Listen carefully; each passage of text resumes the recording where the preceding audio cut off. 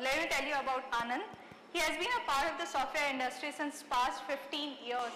That's a long time. And in testing field from past 11 years, got a lot of experience. He's going to talk all about it in the session now. And what he's going to present is basically a futuristic view. So it's all about his idea, his experience. Let's all just hear to him. Welcome, Anand. Thank you. Can everyone hear me okay? Great. Thanks for the kind words introducing me. I hope you guys are having a good evening over here and understanding and knowing about new information, new topics. What I would like to talk about is in my experience of about 15 years in the software industry, the trends that I have seen and the kind of idea that I have what would be the next thing in terms of testing.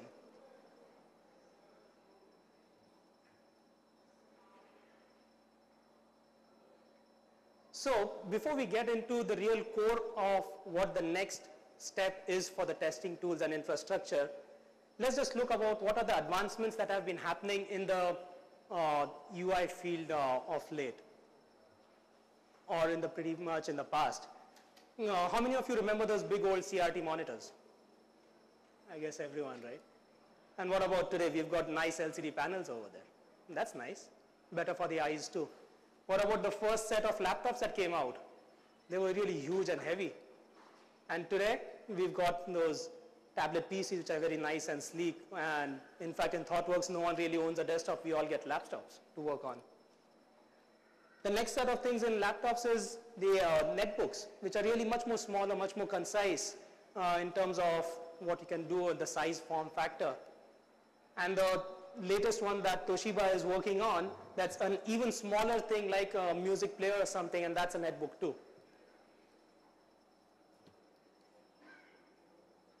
Where are we in the present today? We've got iPhones, iPods, and HTCs, the Droids, so many different things we have in terms of mobile technology. We can do so many different things with these devices. Let's look at the next generation of UI advancements. That is the woman in the picture over here, she's browsing a watch catalog and zooming in and just seeing the specifics of the watches instead of actually picking up a watch in her hand. Similarly, in this case, this person is actually manipulating images using not a mouse or some fancy device in his hand. He's actually manipulating the images by his hand itself. How is the web catching up with all this? We've got, now this is a very simple and old snapshot, you could say. It's a Yahoo homepage. But the point I would like to demonstrate here is there are small widgets over here which you can customize and create your own content, your own page over here. You can say which widgets you want, what you want to do with it, how you want it to be seen on the page. Then we can navigate the web on our smartphones these days. What about the Kindle? And who can forget the iPad? More than 2 million units sold within 2 months. What is the future? To me, it is gesture-based technology. How many of you have seen the movie Minority Report by Tom Cruise? How many of you were very awed with what was presented by Steven Spielberg in that movie? I thought it was pretty cool, very exciting technology that is coming out.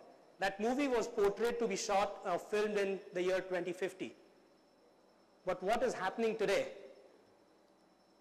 I have over here a small clip from a professor, John Underkoffler from MIT, who actually worked with Steven Spielberg and Andy, one of the producers of that film, to create the technology that was displayed in the film. What the video over here says, we are just dimming the lights out, sorry for that, yeah. Hopefully you can see this.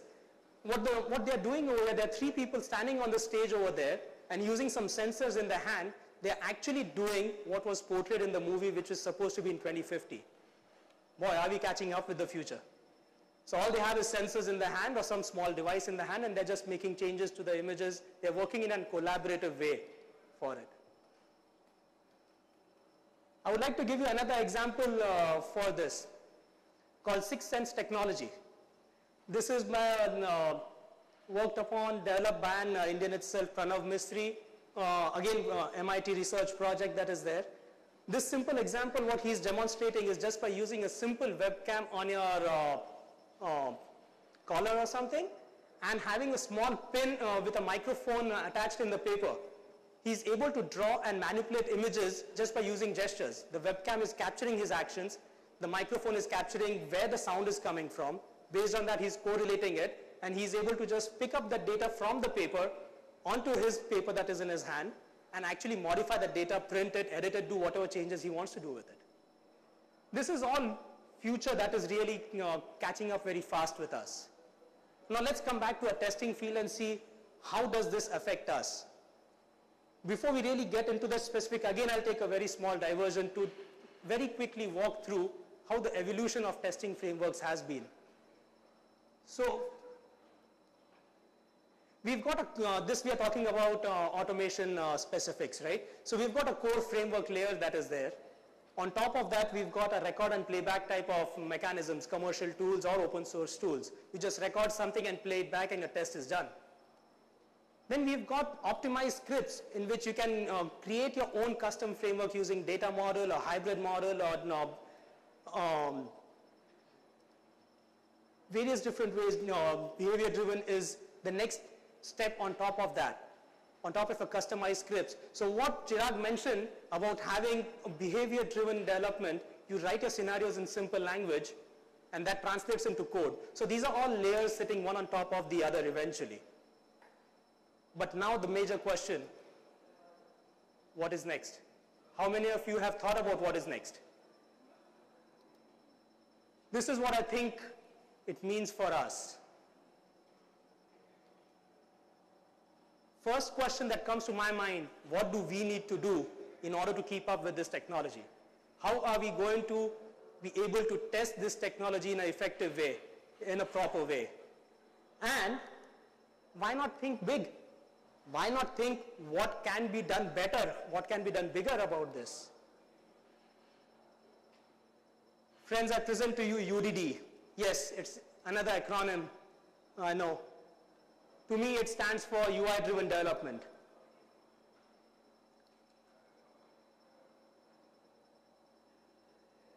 To me, this complete framework, what I'm trying to present is, I have a certain set of features in mind, which will help build upon, like we saw in the evolution chart, how it builds upon one piece over the other. This thing is going to be no different. It is going to build up on top of what we have existingly. You don't have to throw away what you have done, worked so hard for. So to me, this complete framework has got an IDE. You need an environment where you can author such tests.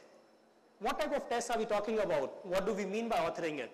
There's discovery, there's authoring it, there's publishing the test that we create, the components we create, for others to share and use. Otherwise, what good is that script over there? And there's a plugin manager. Couple of these features we'll talk about in more details as we proceed. The second part is the runtime itself. In the runtime, it's the ability to execute such tests in an environment that we so desire. It could be on the local machine, it could be in a distributed environment, it could be running from within the framework itself, or you just have a command line created out for you, which you can use and just run it in any other environment that you want. Then there's a report generation component, which is very important. What good are the tests that you write if you cannot analyze the results that they generate?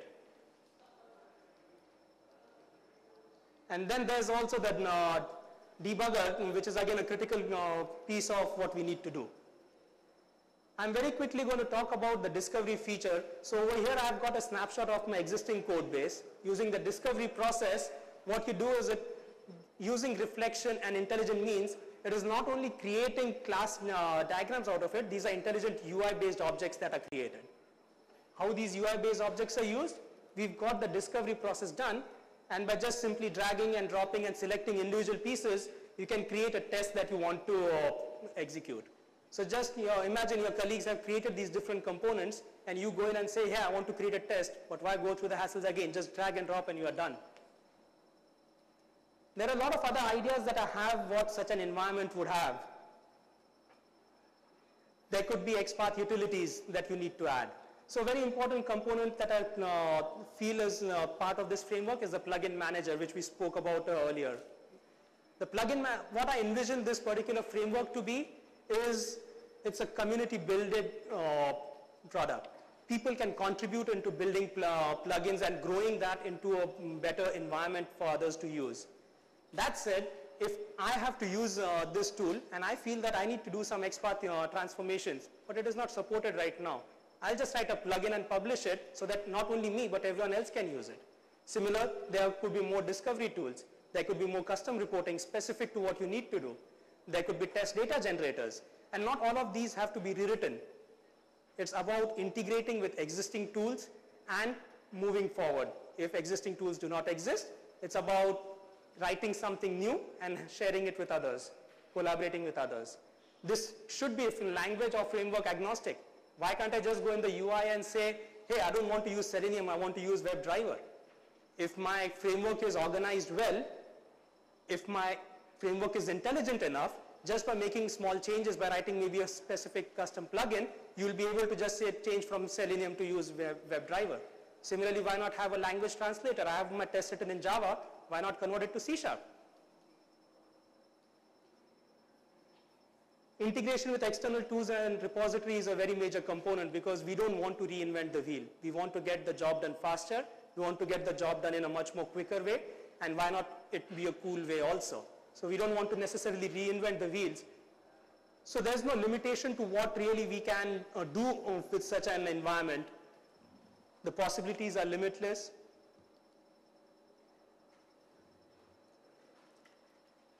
This is what my idea for UDD was to share with you guys. I'm open to questions.